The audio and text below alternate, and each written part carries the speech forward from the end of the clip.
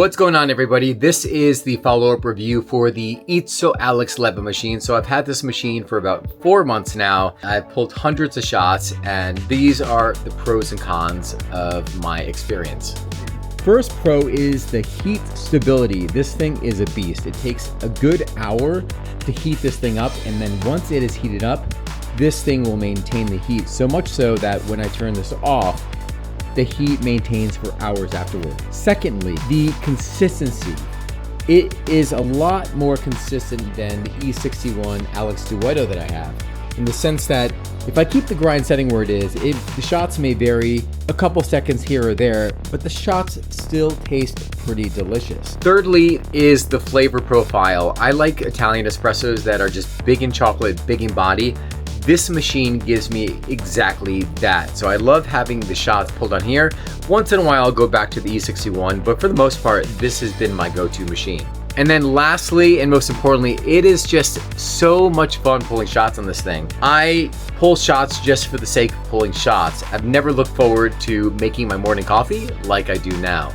And now for the cons. So similarly with the heating up of the machine is being a positive, it's also one of the negatives, because if you don't heat the machine up properly, your shots are going to taste a little bit off, maybe a little bit sour. Another downside to this is the portafilter basket. How can that be? So when you get the portafilter basket, they give you a single dose basket, which is about a 7-gram basket, and they give you a triple, which is an 18 to 21. I purchased a Precision IMS 14 to 16 gram basket thinking that that would be enough, but what happens is when you put the filter basket into the portafilter and you lock it in, the head of the espresso machine takes up a lot of space in that portafilter basket. So if you were using a double, you can't get more than 13 grams if you're really squeezing it in. As a result, you have to use the triple basket. Not a big deal, just a little nuance of having this machine. One of the things that I found extremely frustrating with this machine was trying to figure out what brew temperature I should be brewing at. When I looked in the manual says 128, which is what the factory default was. But when I called companies like La San Marco and I asked friends in Italy, they told me the range should be around 1 bar to 1.2 bar. Not knowing who to believe, what I did was I set the temperature all the way down to 118, increasing it 2 degrees every few shots to find that sweet spot myself. And what I found was that 123 degrees Celsius at 1.2 bar in the boiler ended up being the sweet spot for me.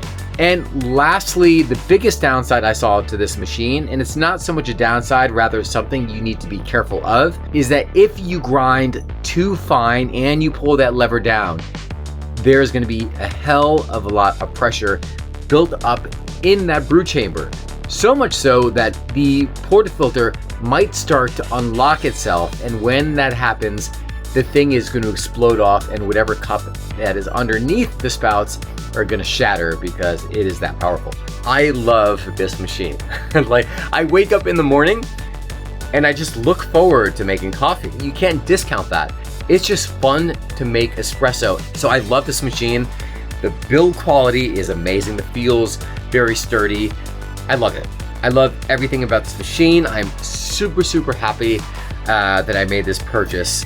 So that is all I got for you guys here. If you have any questions, please leave them in the comments, and don't forget to hit that subscribe button, and I'll see you on the next video.